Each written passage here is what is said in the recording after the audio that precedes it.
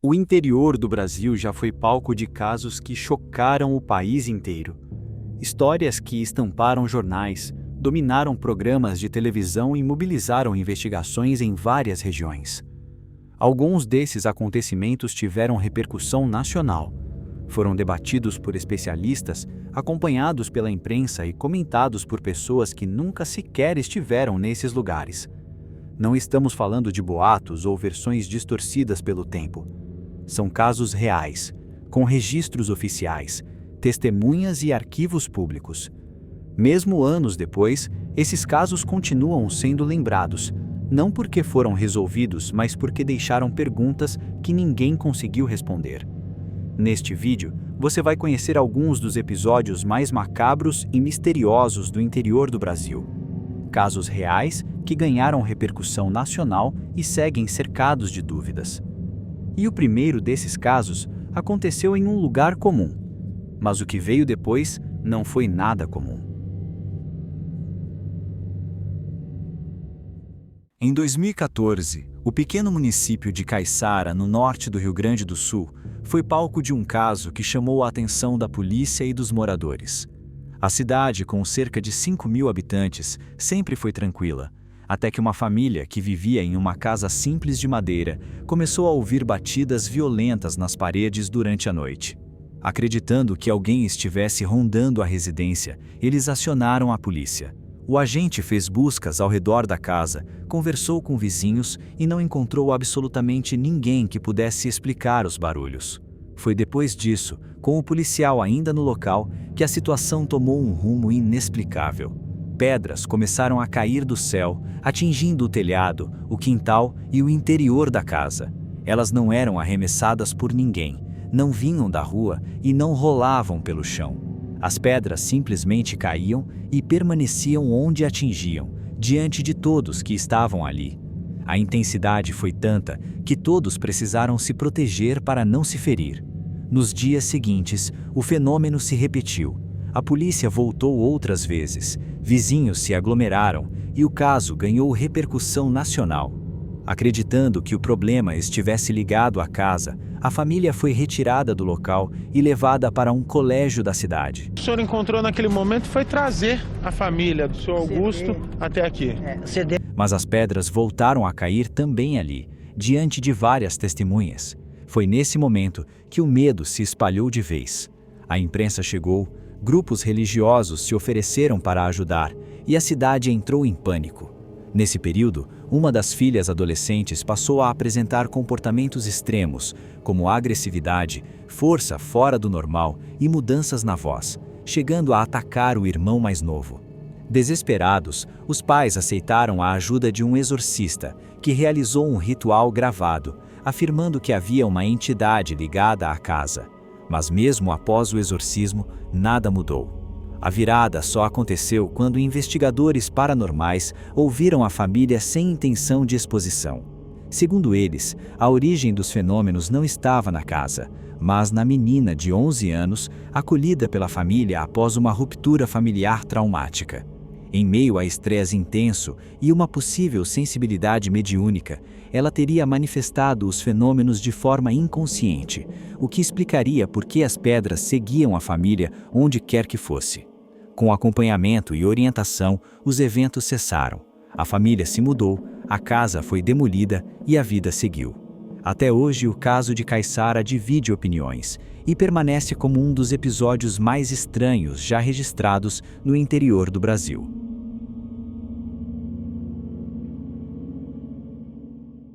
Na madrugada de 20 de janeiro de 1996, a cidade de Varginha, no sul de Minas Gerais, vivia uma rotina absolutamente comum até que algo estranho começou a acontecer.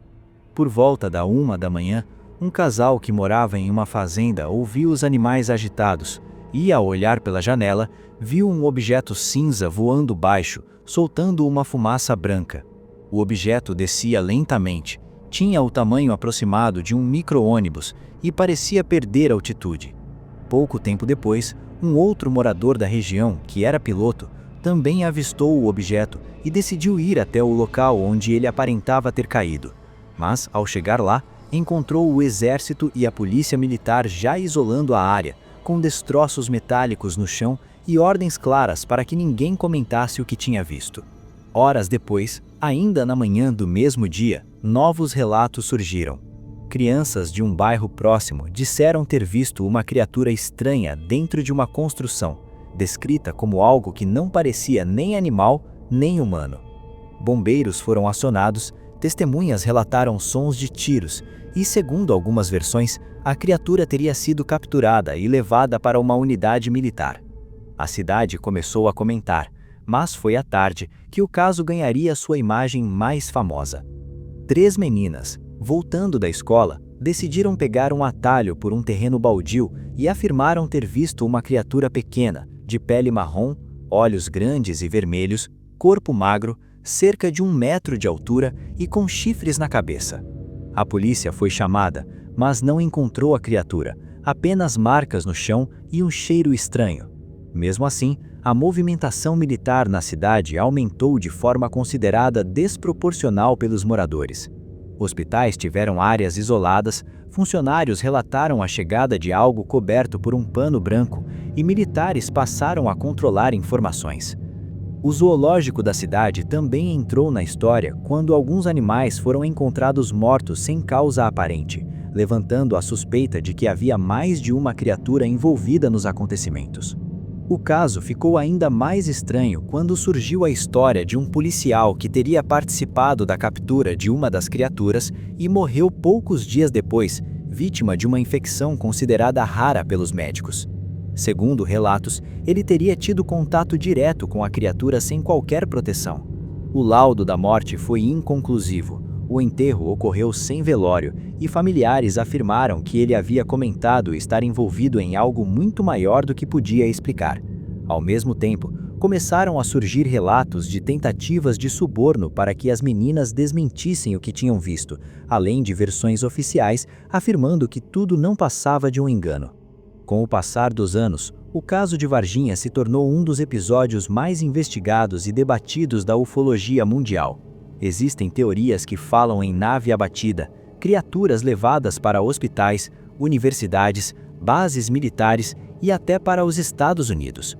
Outras defendem explicações mais céticas, como animais desconhecidos vindos de cavernas inundadas, mas até hoje, nenhuma versão conseguiu explicar todos os pontos do caso.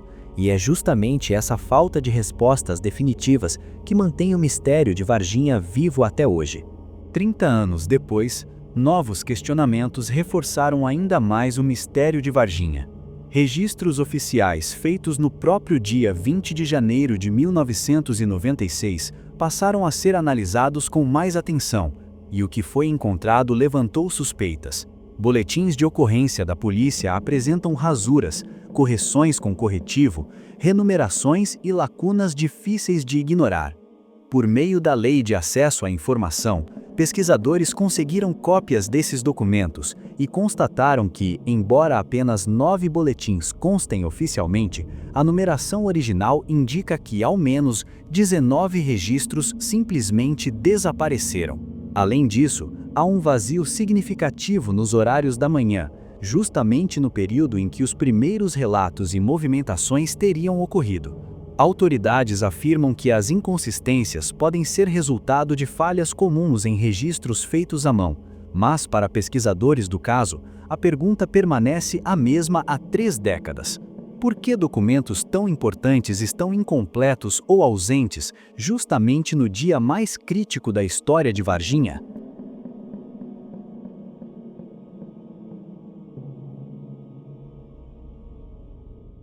No final de 1977, comunidades ribeirinhas do Pará passaram a relatar um fenômeno estranho que rapidamente espalhou medo pela região. Luzes misteriosas surgiam no céu durante a noite, desciam até as casas e atingiam moradores com feixes luminosos. As pessoas relatavam uma fraqueza imediata após o contato, além de queimaduras e marcas no corpo semelhantes a pequenas perfurações. Por causa disso, o fenômeno ficou conhecido como chupa-chupa, já que os moradores acreditavam que aquelas luzes estavam sugando o sangue ou a energia das vítimas, algo reforçado pelos casos frequentes de anemia, tontura e febre registrados nos postos de saúde.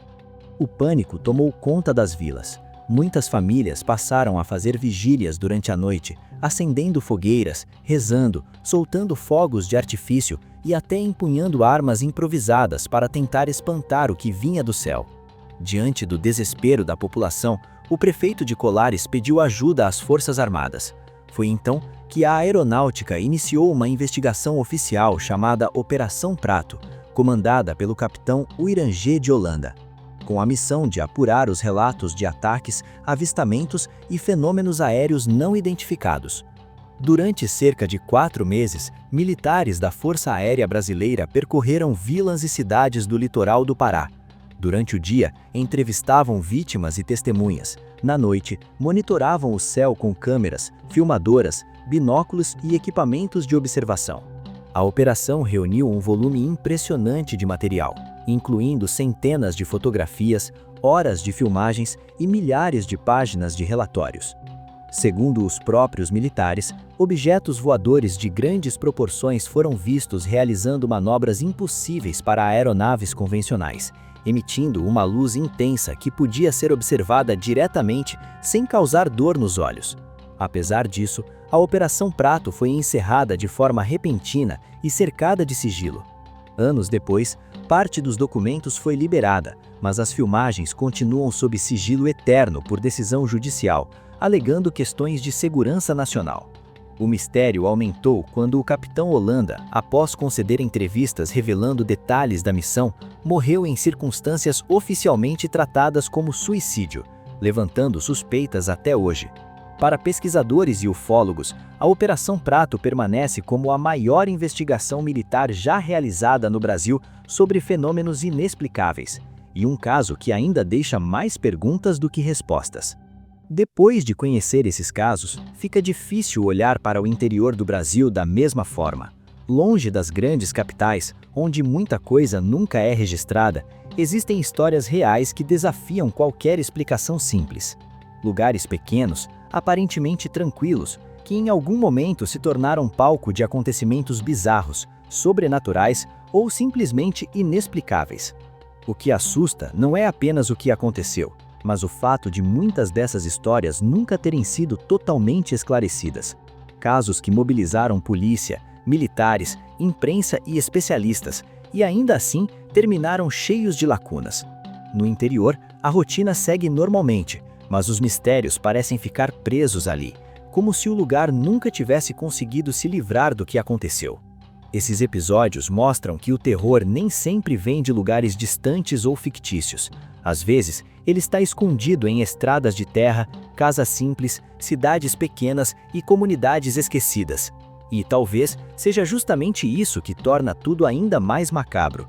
Saber que essas histórias aconteceram aqui, com pessoas reais, em lugares que continuam existindo normalmente.